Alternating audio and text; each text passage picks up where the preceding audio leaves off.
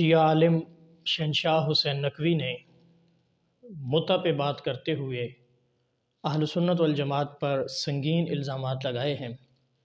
تو ہم ضروری سمجھتے ہیں کہ متع کے مسئلہ کو تفصیل کے ساتھ بیان کر دیں۔ تو متع لغت میں کہتے ہیں الانتفاع، الاستمتاع بمعنی الانتفاع، نفع حاصل کرنے کو، اور کل من انتفع به فهو متاع، کہ جس سے نفع حاصل کیا جائے جس چیز سے اس کو متاع کہتے ہیں۔ جبکہ شیعہ کی اصطلاح میں متع کہتے ہیں کسی عورت کو مقررہ وقت کے لیے مقررہ اجرت کے بدلے جماع کی خاطر ٹھیکہ پر لینے کا نام اجرت ہے۔ اصول کافی کی جلد نمبر 2 میں یہ بات درج ہے، انما ہی مستاجرۃ، کہ یہ متع والی جو عورت ہے یہ اجارے پر لی ہوئی چیز ہے۔ اور اسی طرح فروع کافی کے اندر یہ بات موجود ہے کہ عورت جو متاعی ہے یہ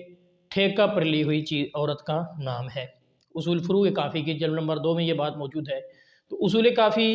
کے اندر بھی اس کو مستاجرہ، یہ ٹھیکے پر کرائے پر لی ہوئی چیز کہا جا رہا ہے، اور فروع کافی میں بھی۔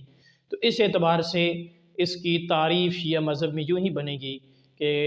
ہر وہ عورت جس کو مقررہ اجرت کے عوض مقررہ وقت کے لیے جماع کی خاطر ٹھیکہ پر یا کرایہ پر لیا جائے تو اس چیز کا نام کیا ہے؟ متع ہے۔ اب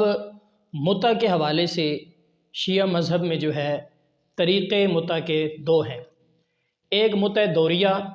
اور جو غیر مشہور طریقہ ہے، اور ایک جو متع کا شیعہ مذہب میں مشہور طریقہ ہے۔ متع دوریہ آج کل کے عام اس ناشری شیعہ اس چیز کا انکار کرتے ہیں، لیکن محققین شیعہ نے اس کو تسلیم کیا ہے، جیسا کہ شیعہ مذہب کے شہید ثالث قاضی نور اللہ شوستری نے اپنی کتاب مصائب النواسب کے اندر، اسی طرح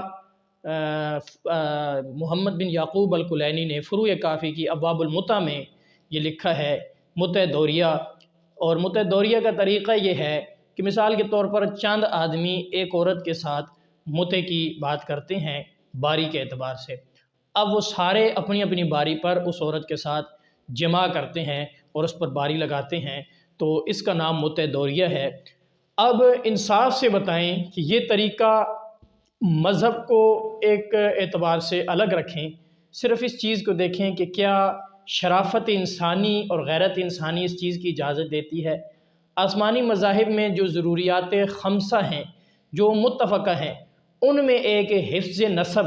نسب کی حفاظت ہے، وہ اس میں کس قدر پائی جاتی ہے، لیکن شیعہ مذہب میں یہ چیز نہ صرف جائز بلکہ کار ثواب ہے۔ اور دوسرا جو مشہور طریقہ ہے شیعہ مذہب میں متع کا، وہ یہ طریقہ ہے جس کے متعلق ان کی کتابوں میں درج ہے کہ مثال تحفۃ العوام میں اور مصباح المسائل میں اس کی مثال یوں درج ہے کہ مثال کے طور پر ایک آدمی ایک عورت سے جا کر کہتا ہے کہ 5 روپے کے عوض میں تجھے جماع کی خاطر لیتا ہوں اور میں تجھ سے نفع حاصل کرنا چاہتا ہوں، جب عورت راضی ہو جائے تو متع جائز ہے۔ اب انصاف سے بتائیں کہ ایک